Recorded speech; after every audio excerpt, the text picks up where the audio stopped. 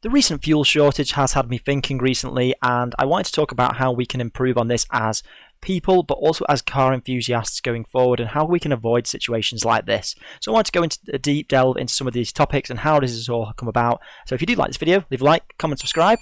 Let's go. So for the most part, I am making this video and explaining why there is a fuel shortage and a bit of a crisis at the moment in the UK.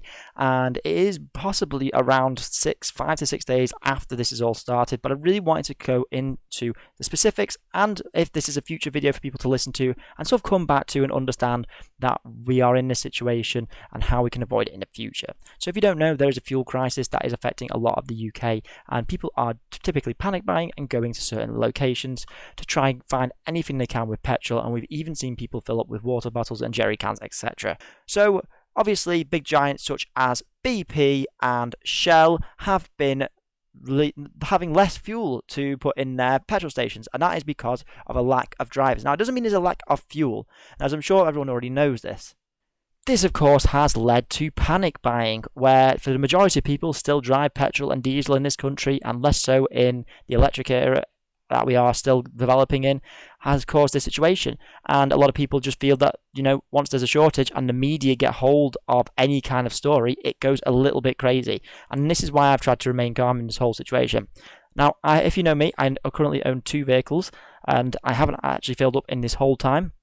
However, they are a little bit empty. So I wanted to kind of talk about the reason for the driver shortage, some of what's caused by Brexit, and why, what we can do to rectify this in the future. And I think it's definitely something to consider if we are going to go forward into a less petrol age and maybe a more electric age, and then our general dependence as humans on certain situations. Now, I did some research, and I found that there were just under 8,500 petrol stations in the UK.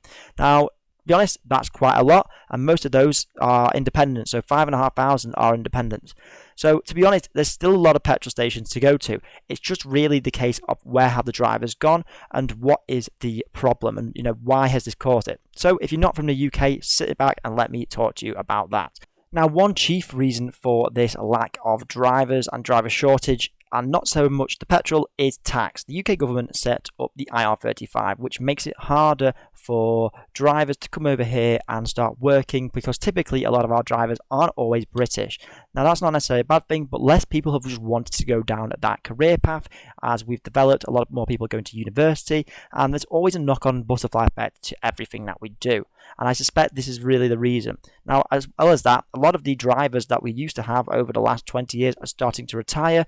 And if you've ever seen like a lorry driver, a lot of them typically, generalizing here, but a lot of them typically are older. So it is just a perfect storm of that reason.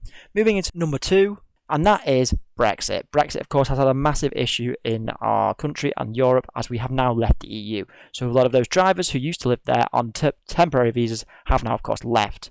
On top of that, we have had the pandemic, and the pandemic has just been creating a lack of jobs in the first place. So over the last year to 18 months or so, just less and less people have been living here, and more people have been moving to the EU for that, as even with Brexit and the pandemic. So it's just caused a blend of perfect storms.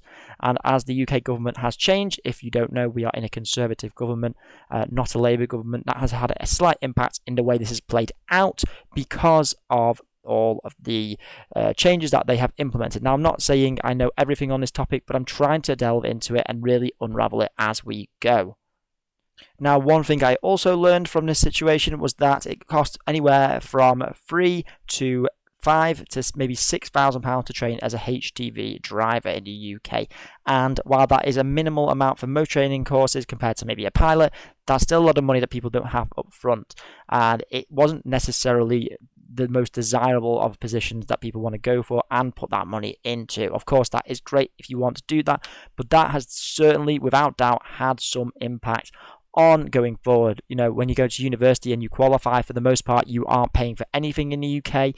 And, for these sort of more labour intense roles, you do often find that you pay for certain positions or certain certificates to be able to do that position, which is fine, but it definitely, again, is something to consider. Also, I want to finally touch on a couple other things, and the reason why I think this has become an issue, and I genuinely am going to say that I think it is to do with a lot of worry and anxiety that people are going to miss something. If you look back at the situation with the pandemic and the toilet roll situation, it is exactly the same. I mean, really, there wasn't a massive shortage, and it's actually been confirmed that less than maybe 2% of the petrol stations really have closed for good. So really, this is just a very short-term thing where I don't believe people should panic by at all. Yes, if you're driving to work, that is probably a very important reason to get petrol. And if you're still at home and you really drive very little, there is no reason to worry. Even if you were on a quarter of a tank, you still get a lot out of a car these days, especially in a more modern car where it just uses less fuel anyway. So I think that's definitely my point that I really wanted to bring up in this video. But guys, to close this video up now, because I've been talking quite a lot about this situation, I think it is down to generally anxiety and worry. I also believe it's down to a lack of driver shortage and some of the issues like the pandemic and the Brexit situation we've had in the UK that has caused this issue. So really, there is no fuel issue long term, as it's been confirmed, and I think it's really important to think about how we're going to go forward and how we can tackle these situations in the future so we don't have issues like this again, because it's quite common in human history to have it. Anyway, I hope you've enjoyed this video. If you have, leave a like, comment, subscribe. I can't wait to make more car content for you. I'll see you in the next one.